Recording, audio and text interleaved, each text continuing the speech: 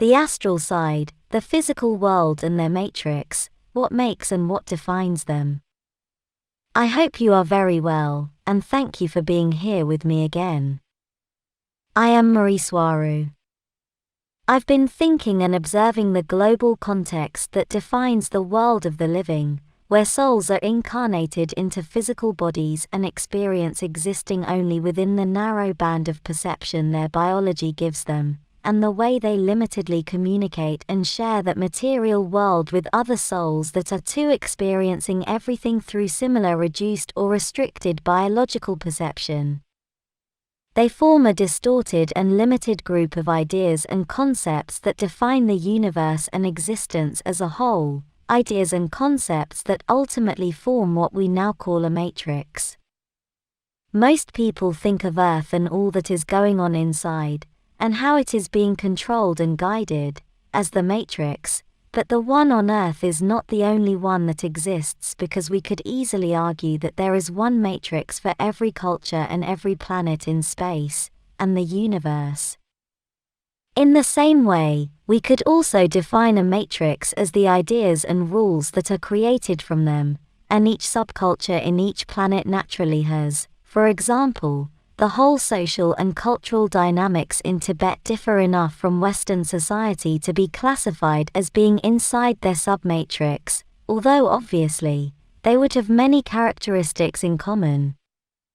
From the wider perspective of countless races, species, and their cultures all over the universe, and also noticing that many of them are united, or at least in communication because of the Galactic Federation, among other reasons, we can see that there is a larger, more expanded matrix that encloses all those cultures, including Earth's, into one large supermatrix.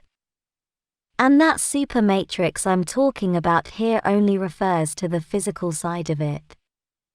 But when we start to include the astral realms and a lot of the information that we have at our disposal concerning how souls see life in the physical matrix, there is something that I see coming up as an interesting constant. All souls, while in the spirit world, in the astral realms, never take life in the physical too seriously. They don't take being in a live body as reality, they only appreciate the enormous expansion of consciousness that it offers them, but all the data coming from multiple sources always points to the fact that souls see incarnations as an amusement park leaning, or designed towards learning. Like a fun school, where everything that occurs there is only a simulation and a game, as I described in detail in my video titled, Same Events, Different Meanings Physical or Spiritual Side. Link in your screen now. I find this observation very important, because while in the physical we are all very dramatic and prone to suffering a lot when from the more expanded point of view, nothing bad is going on. This change in perception between how the spirit and the material side view and interpret the same events has caused a lot of reactions of all kinds, debates, and also many feelings of despair, as many of us living inside a physical body feel that it is very unfair for our suffering to be taken so lightly from everyone in the spirit side, including the more expanded versions of ourselves there, that are also called our spirit guides. This also causes us to strongly consider the existence of a much darker side of the spirit world, and we tend to call that negative side, the lower astral.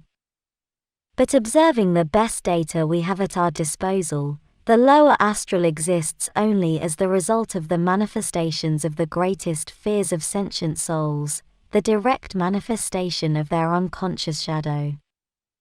As Carl Jung said, until you make the unconscious conscious, it will direct your life, and you will call it fate.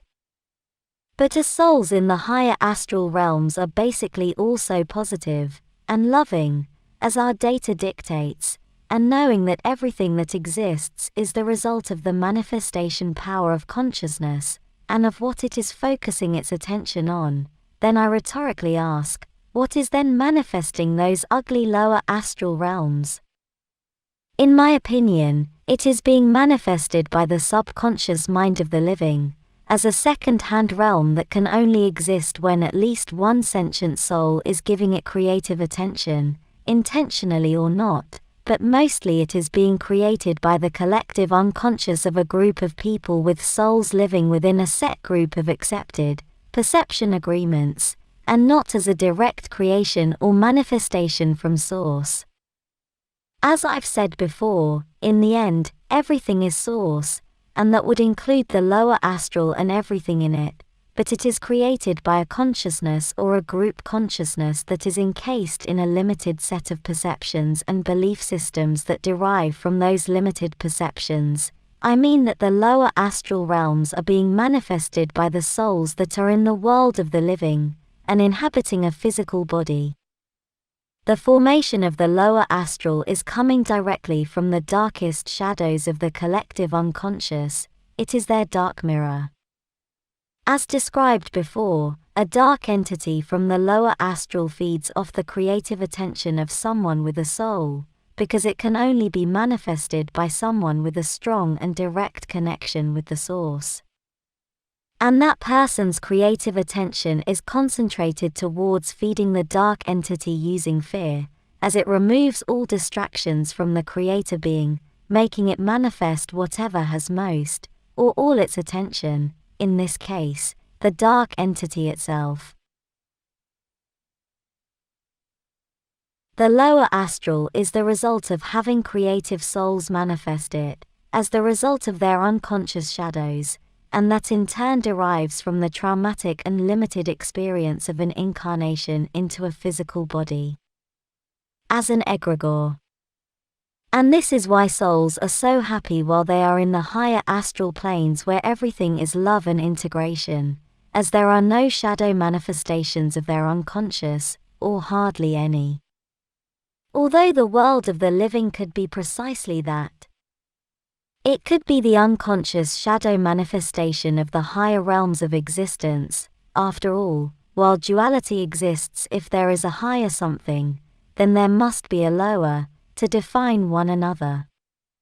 What defines a collective unconscious according to Carl Jung are primordial images that reflect basic patterns that are common to us all, and which have existed universally since the dawn of time. Adding to this, I see it as the collective set of ideas and agreements, both conscious and unconscious, of a group of people, or souls, that share a realm of existence, or a matrix.